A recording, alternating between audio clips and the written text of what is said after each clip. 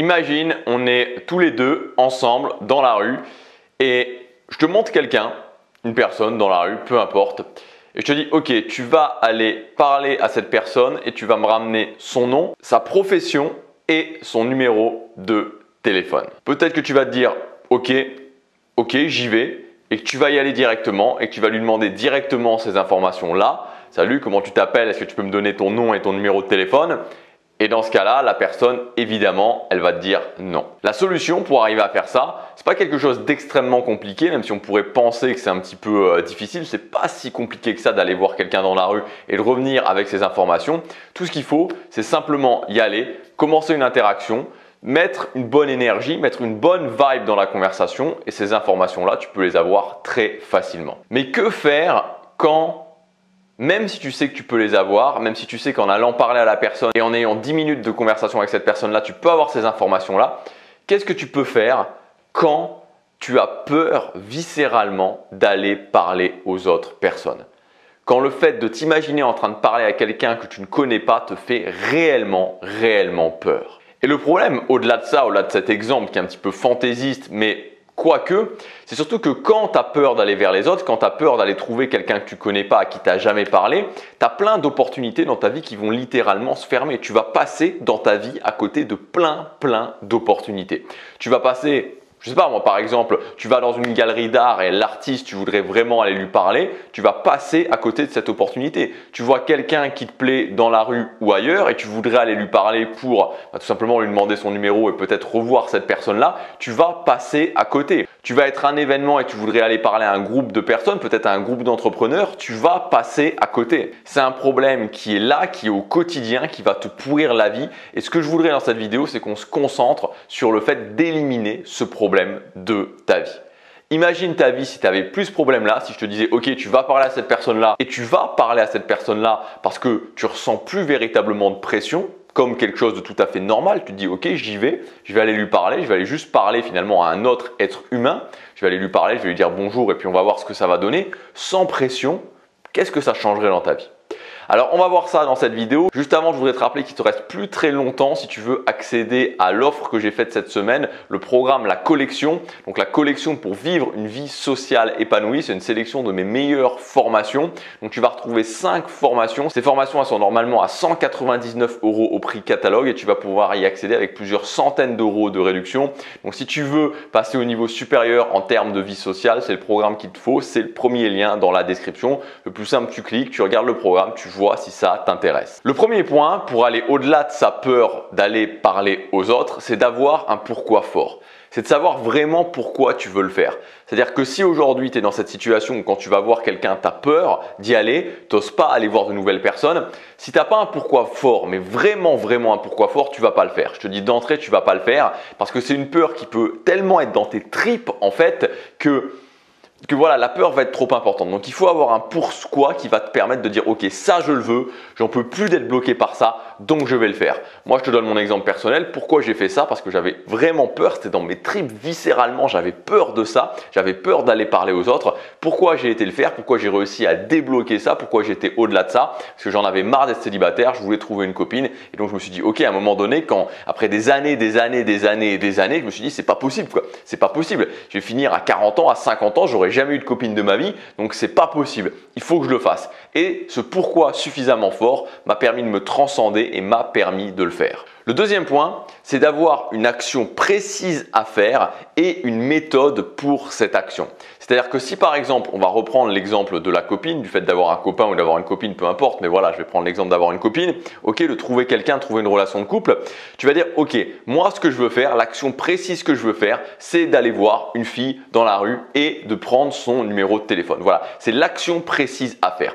Par rapport à cette action-là, tu vas trouver une méthode qui te permet de faire cette action-là. Tu sauras ce que tu dois faire et tu auras la méthode à suivre pour réussir à atteindre ton objectif. Le point numéro 3, ça va être d'utiliser la méthode de la désensibilisation. C'est-à-dire que quand tu vas te dire « Ok, je vais aller parler à une fille dans la rue », ce qui va se passer, c'est que si tu as peur d'y aller, tu vas vraiment avoir peur d'y aller. Tu vas avoir très peur d'y aller et tu vas dire « Ok, même si j'ai une méthode, je ne peux pas le faire ».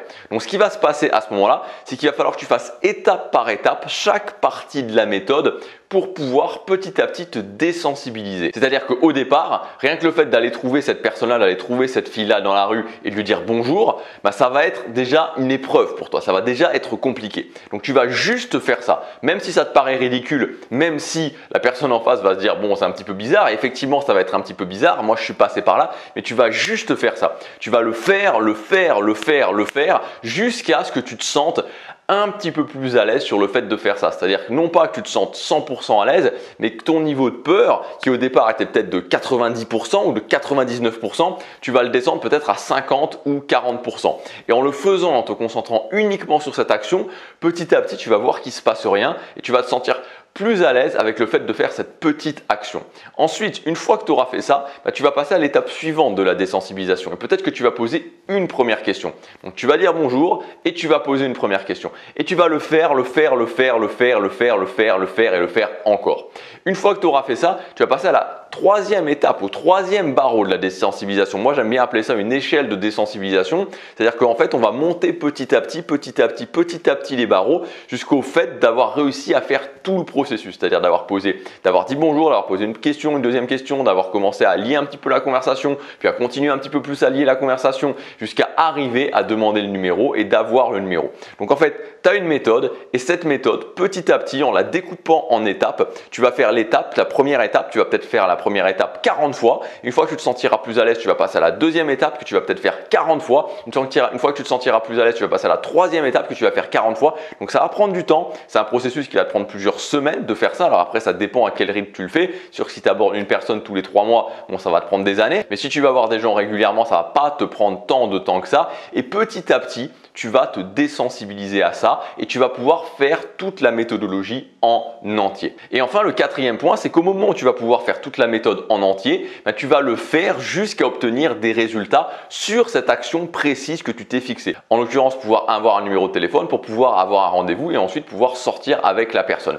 Et tu vas le faire jusqu'à temps d'avoir le résultat obtenu. Donc en fait, tu vois, c'est une méthode extrêmement mathématique. Premièrement, tu vas déterminer un pourquoi. Deuxièmement, tu vas déterminer un objectif précis, une méthode pour atteindre cet objectif. Troisième point, tu vas te désensibiliser petit à petit à la méthode. Quatrième point, tu vas faire la méthode jusqu'à obtenir le résultat. Et quand tu auras obtenu le résultat, tu vas pouvoir valider que tu es capable d'avancer à ce niveau-là.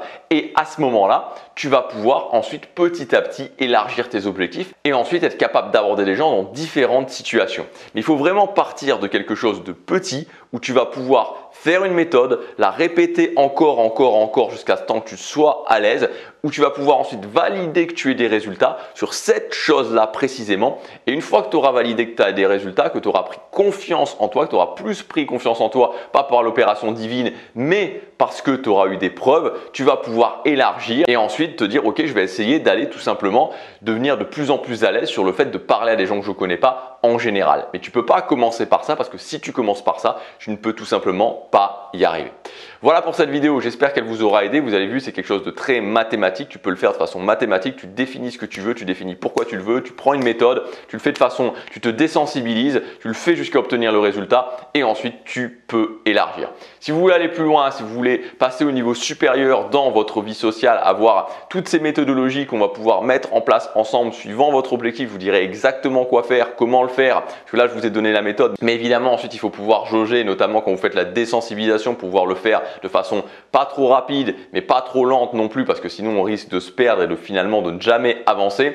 Vous avez le programme, la collection, donc c'est une sélection de mes meilleures formations dans le domaine social. Vous allez retrouver la formation le guide ultime des dynamiques sociales, 12 règles à maîtriser sur le bout des doigts pour avoir une vie sociale épanouie. Vous allez retrouver le guide des introvertis, le guide ultime des conversations, vaincre la timidité et la séduction pour les débutants.